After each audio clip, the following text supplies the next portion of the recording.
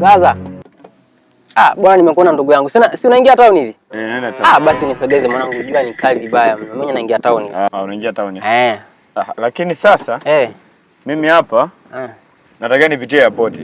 Airport. Sasa kama airport hiyo njia ya airport itakuwa ni unyama kwa sababu mimi yani hapo ukiniacha airport na ninapoenda yani hapo natembea kwa mguu tu. Yani kuliko upite main road bora tu uniache airport kule itakuwa unyama. Yani sasa bado nitakusumbua. Kwa sababu mimi natakiwa nianzie nyuma kule Kipawa. Kuna mzigo naenda kushusha kule. Hamna shida, nitakungoja kwenye gari. Jomba, mimi natakiwa ni kule na kwenda kuna msiba.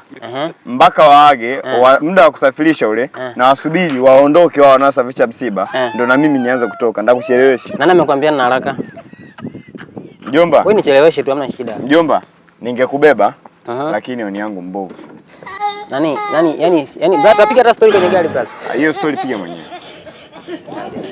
Mwanangu unajua mambo yamebadilika sana siku hizi. Mambo yamebadilika sana. Yani sijui watu hawadondoshi hela, sijui ni uchumi. Sana. Yani mambo yamekuwa tofauti kabisa na zamani. Unajua zamani mwanangu ulikuwa ukikatiza tu kidogo hivi umeokota hela. Siku hizi mwanangu watu hawaokoti. Yaani sasa hivi hapa na miaka 10 sijaokota hela. 10 plus years. Miaka 10. 10 sijaokota. Watu hawadondoshi hela. Miaka 10 hujaokota hela. Miaka 10 sijaokota chochote yani. Ni uchumi yani sielewi unajua. Miaka 10 ni mingi. Miaka 10 ni mingi mwanangu, watu hawadondoshi hela. Yaani watu wako busy kudadeki. Yaani watu hawadondoshi hela sijui. Miaka 10 ni mingi. Yaani watu hawadondoshi hela. Yaani ukuteni mtu amedondosha hela hivi. Kama hapo ulipotupa hivi. Yaani ni ngumu yani kuokota hela. Yaani ni ngumu sana kuokota hela. Umejisikiaje? Umejisikia vizuri sasa hivi. Yaani nisikia vizuri yani kwenye nini? Si umeokota hela baada ya miaka 10 ni mingi. Yaani sasa ni umeokota hela leo. Yaani kwamba hilo tupa hapa ndo unasema nimefarijika kuokota hii. Jambo la heri ujisikie vizuri. 50. Mimi chukua hela hapo. Nataka niwe ufarijika angalau ujisikie vizuri hata uokote hela.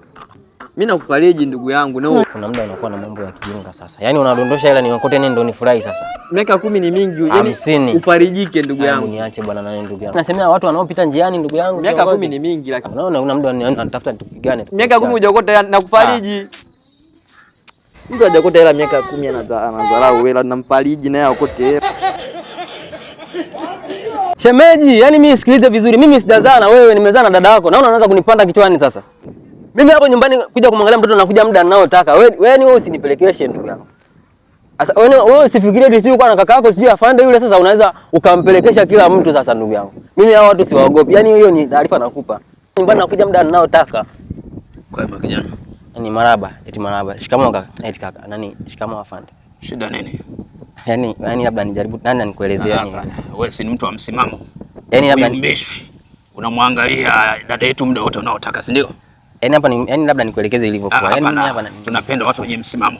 Yaani ambao hawayumbishwi na kitu chochote. Nilikuwa najaribu kumuelewesha. Hakuna cha kujaribu, wewe una msimamo. Wenye msimamo wajieleze. Au basi nimpigie tu simu aniambie siku. Aniambie siku ambayo nitakuwa naenda. Hayumbishwi.